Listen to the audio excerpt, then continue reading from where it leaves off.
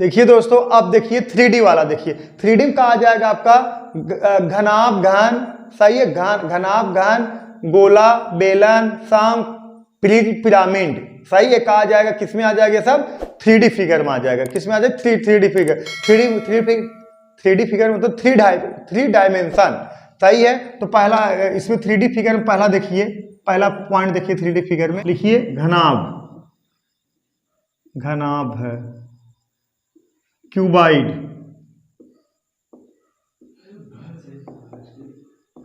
Cuboid, सही। देखिए घनाभ figure बना दे दोस्तों, देखिए आप लोग घनाभ का फिगर। घनाभ में क्या होता है? घनाभ का देखिए, घनाभ का संपूर्ण पृष्ठ का क्षेत्र, घनाभ का संपूर्ण पृष्ठ का क्षेत्रफल, घनाभ के संपूर्ण पृष्ठ का, संपूर्ण पृष्ठ का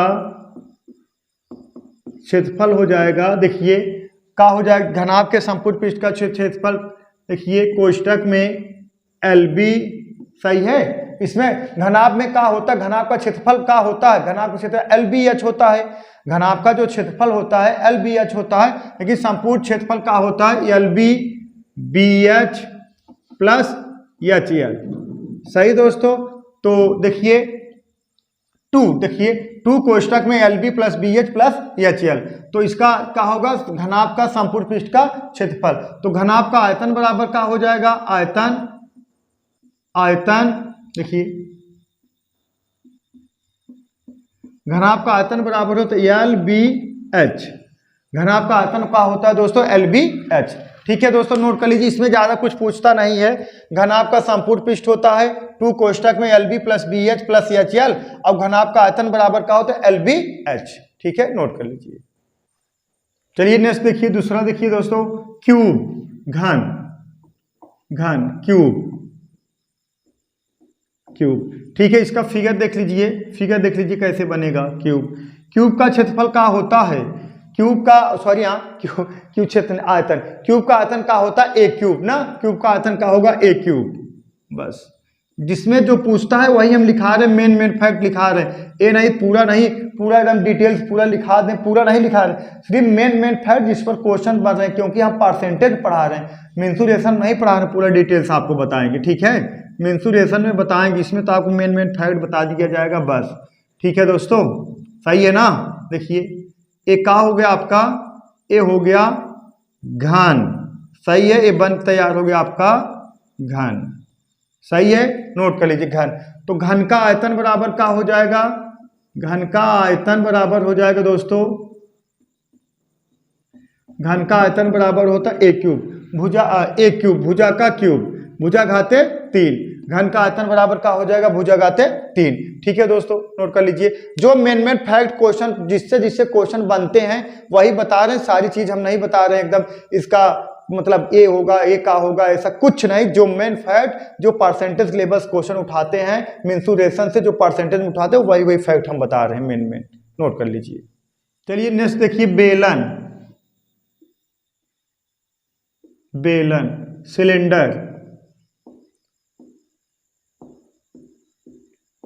बेलन, सिलेंडर, सही दोस्तों। बेलन मतलब सिलेंडर, मतलब जो सिलेंडर की तरह, सिलेंडर देखे हो ना, एकदम सेम टू सेम वैसे होता है। जैसे देखिए हम बना दे रहे हैं बेलन, देखिए बेलन एकदम सिलेंडर की तरह रहेगा। देखिए एक का हो गया, एक गोलाकार है, वृत्ताकार है, सही है दोस्तों।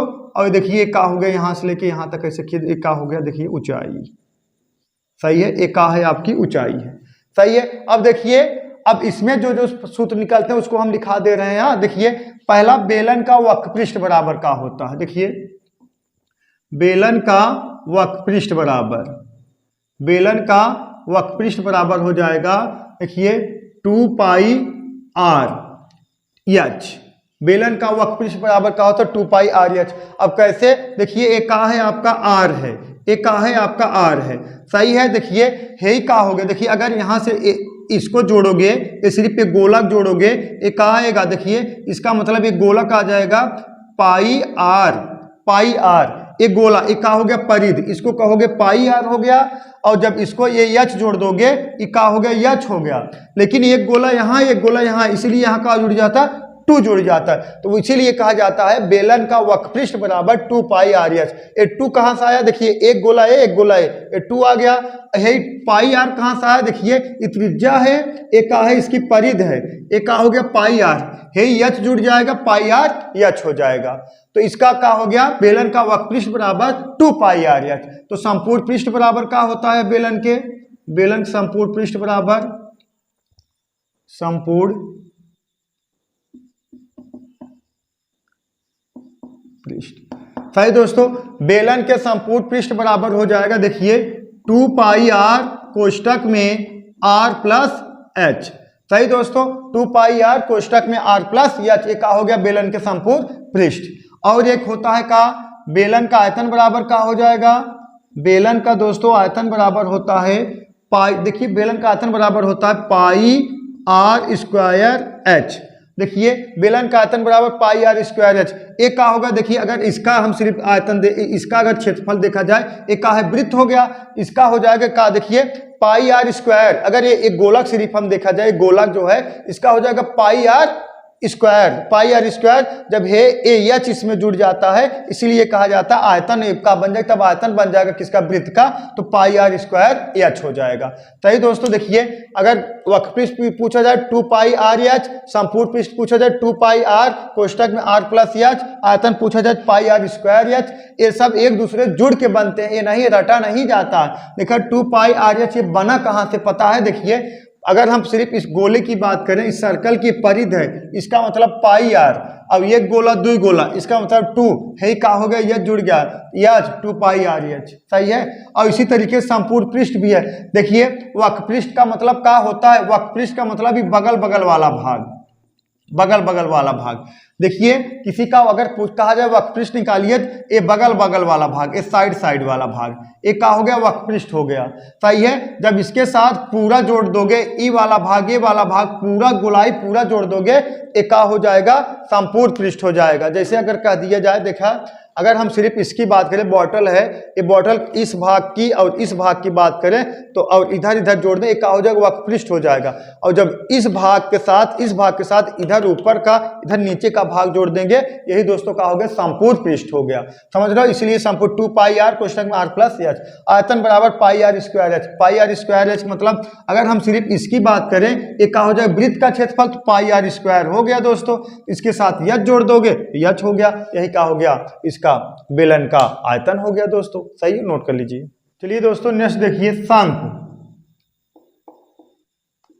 शंख जिसे का लिखा जाएगा कोन, कोन शंख। कोन एक प्रकार की क्रिश्चियन की टोपी होती है दोस्तों, क्रिश्चियन की टोपी की तरह होता है शंख, एकदम ऐसे सेम टू सेम। ये देखिए ये का हो गया, शंख हो गया। सही है। ये दोस्तों का होगा शंख, एकदम क्रिश्चियन की टोपी की तरह होता है। और यहाँ से जब यहाँ एक ऐसे कर दोगे, एक का हो जाएगा ऊंचाई, एक का होगा ऊंचाई, और एक का है आपका यल, इसी यल को कहा जाता है तिर्यक ऊंचाई, तिर्यक ऊंचाई। इसी यल को क्या कहा जाए, तिर्यक ऊंचाई। सही दोस्तों, इसी यल को कहा जाए तिर्यक ऊंचाई। अब इसका शंख का आयतन बराबर अगर पूछोगे, 1/3 पाई आर स्क्वायर एच। सही है, 1/3 पाई आर स्क्वायर एच। और इसका तिर्यक ऊंचाई पूछोगे तो शंख की तिर्यक ऊंचाई होता है पाई आर एल। सही दोस्तों, शंख की तिर्यक ऊंचाई का होता है, देखिए शंख की तिर्यक ऊंचाई का वक्रपृष्ठ का क्षेत्रफल, शंख के वक्र पृष्ठ का क्षेत्रफल, शंख के वक्रपृष्ठ का क्षेत्रफल हो जाएगा पाई आर एल। शंख के वक्रपृष्ठ का क्षेत्रफल पाई आर एल होगा। और शंख की तिर्यक ऊंचाई भी निकालना रहता है, लेकिन जिसका रोल परसेंटेज में जिसे जिस टाइप के परसेंटेज में क्वेश्चन पूछ रहे हैं वही हम सूत्र सिर्फ लिखा रहे हैं, और सारे सूत्र नहीं लिखा रहे, जिस टाइप से क्वेश्चन मैच कर रहे हैं, जिस टाइप से क्वेश्चन परसेंटेज में पूछ रहे हैं। ठीक है, मेंसुरेशन से परसेंटेज में जिस टाइप क्वेश्चन पूछ रहे हैं वही लिखा रहे हैं। ठीक है, देखिए मतलब शंख का वक्रपृष्ठ का क्षेत्रफल बराबर पाई आर एल, और आयतन बराबर हो जाएगा दोस्तों, आयतन बराबर क्या हो जाएगा, आयतन बराबर 1/3 पाई आर स्क्वायर एच। सही दोस्तों, 1/3 पाई आर स्क्वायर एच। ठीक है, नोट कर लीजिए, नोट कर लीजिए। 2-3 और बचा है, उसको लिखा दें, बस हो जाएगा समाप्त। नोट कर लीजिए दोस्तों। नेक्स्ट देखिए, गोला। गोला, गोला, स्फीयर, स्फीयर। सही दोस्त, देखिए गोला। अब देखिए गोला में केंद्र और परिध नहीं होता, पता है नहीं आप लोगों को? गोला और वृत्त में यही अंतर है, गोले में केंद्र और परिध नहीं होता है और वृत्त में केंद्र और परिध होता है। सही है। तो देखिए गोला का पृष्ठीय क्षेत्रफल, देखिए गोले का, इसे लिख ले डायरेक्ट, पृष्ठीय क्षेत्रफल, पृष्ठीय क्षेत्रफल मतलब गोले का पृष्ठीय क्षेत्रफल कहाँ हो जाएगा दोस्तों? याद है, पता है नहीं? 4 पाई स्क्वायर, 4 देखिए 4 पाई स्क्वायर। गोले का पृष्ठीय क्षेत्रफल बराबर होता है 4 पाई स्क्वायर। तो गोले का आयतन बराबर क्या हो जाएगा? याद है कि नहीं? बताइए आप लोग। गोले का आयतन बराबर कितना? 4/3।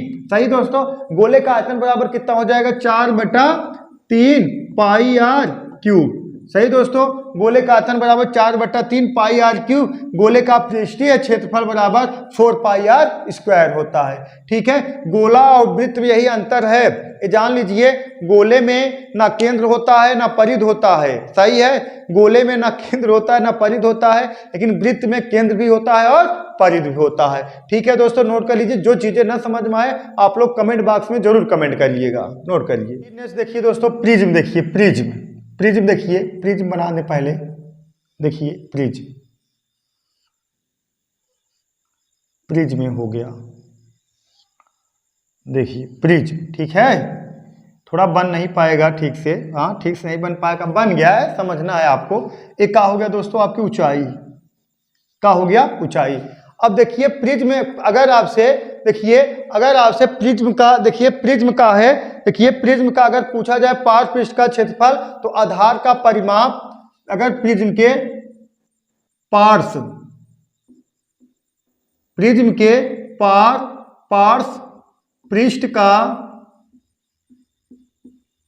क्षेत्रफल पूछा जाए, और देखा प्रिज्म के पार्श्व पृष्ठ का क्षेत्रफल पूछा जाए, आधार का परिमाप,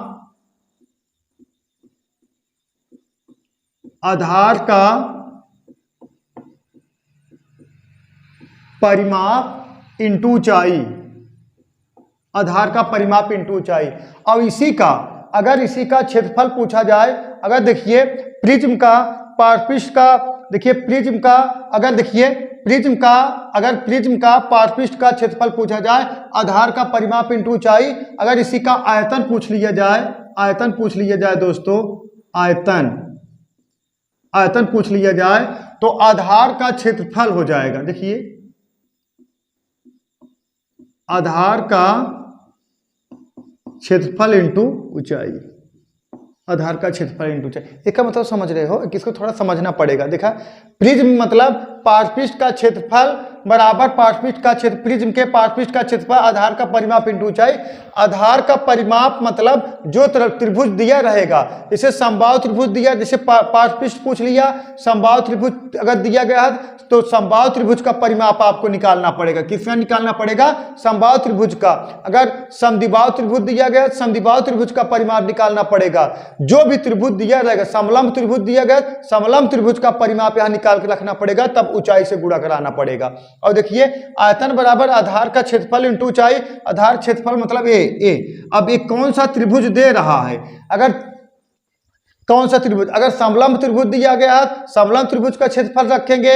अगर जो है जो भी त्रिभुज दिया, जो भी त्रिभुज देगा, मतलब अगर जो भी त्रिभुज, समलंब त्रिभुज या त्रिभुज जो भी आधार गुण ऊंचाई वाला त्रिभुज जो बेसिक जो होता है, और उसके बाद विषम बाहु त्रिभुज, समद्विबाहु त्रिभुज, जो भी त्रिभुज दिया रहेगा आप उसी का क्षेत्रफल रखेंगे, ये नहीं अपने मन से कोई भी क्षेत्रफल रखोगे। इसीलिए आयतन बराबर आधार का क्षेत्रफल।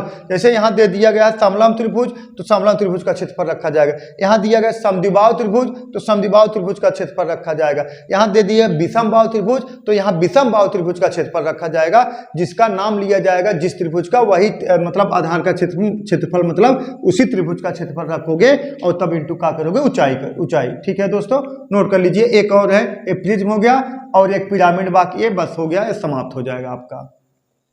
चलिए देखिए दोस्तों, नेक्स्ट देखिए पिरामिड, पिरामिड, पिरामिड देखिए पिरामिड, माइंड। ठीक है, पिरामिड। देखिए पिरामिड, देखिए दोस्तों पिरामिड कैसे बनेगा देख लीजिए। पिरामिड देख लीजिए, ये ऐसे, ये धूम, धूम देखो जो डायमंड बना था, धूम में जो ऋतिक रोशन डायमंड चोरी किए थे, ऐसे पिरामिड में। ये 3D फिगर है, ये तो मान लीजिए हम बोर्ड बना दिए हैं व्हाइट बोर्ड पे, थोड़ा ऐसे दिख रहा है, लेकिन 3D फिगर रहेगा ये। मतलब ऐसे ऐसे करके, जैसे इधर 1 2 3 फलक दिखाई दे रहा है, ऐसे सेम टू सेम इसके पीछे भी रहेगा। सही है, इसी का कहा जाता है पिरामिड। तो पिरामिड का पार्श्व का क्षेत्रफल हो जाएगा, पिरामिड के पार्श्व पृष्ठ का क्षेत्रफल, पिरामिड के पार्श्व का क्षेत्रफल हो जाएगा 1/2 आधार का परिमाप, 1/2 आधार का परिमाप। सही दोस्तों, पार्श्व पृष्ठ का क्षेत्रफल हो जाएगा 1/2 आधार का परिमाप इंटू का तिर्यक ऊंचाई, तिर्यक ऊंचाई। सही दोस्तों, दिख रहा है ना, देखिए इंटू तिर्यक ऊंचाई, यहां गुणा कर लेना, इंटू तिर्यक ऊंचाई। सही है। अब एक होता है इसका आयतन, इसका आयतन हो जाएगा दोस्तों, इसका आयतन देखिए यहां से लिखे तब भी आयतन हो जाएगा, आयतन हो जाएगा। देखिए पार्श्व पृष्ठ का क्षेत्रफल 1/2 आधार का परिमाप इंटू तिर्यक ऊंचाई, आधार परिमाप मतलब जो क्षेत्रफल दिया रहेगा। देखिए अब एक का हो जाएगा, आयतन बराबर हो जाएगा आधार 1/3 आधार का क्षेत्रफल इंटू ऊंचाई। आधार का क्षेत्रफल मतलब का जो भी त्रिभुज दिया रहेगा, चाहे जो भी त्रिभुज दिया, समबाहु त्रिभुज, समद्विबाहु त्रिभुज, विषमबाहु त्रिभुज, उसी का आधार का क्षेत्रफल आपको रखना पड़ेगा इंटू ऊंचाई। देखा आयतन बराबर 1/3 आधार का क्षेत्रफल इंटू ऊंचाई किसका हो जाएगा, पिरामिड का दोस्तों। सही दोस्तों, आज के लिए बस इतना ही। आज इसको आप पढ़ लीजिए, इसको पूरा एकदम दिमाग में फिट कर लीजिए कैसे कहा है कैसे नहीं है, तब कल हम जो है आपको सवाल बताएंगे। ठीक है दोस्तों, आज के लिए बस इतना ही। That's all, thank you.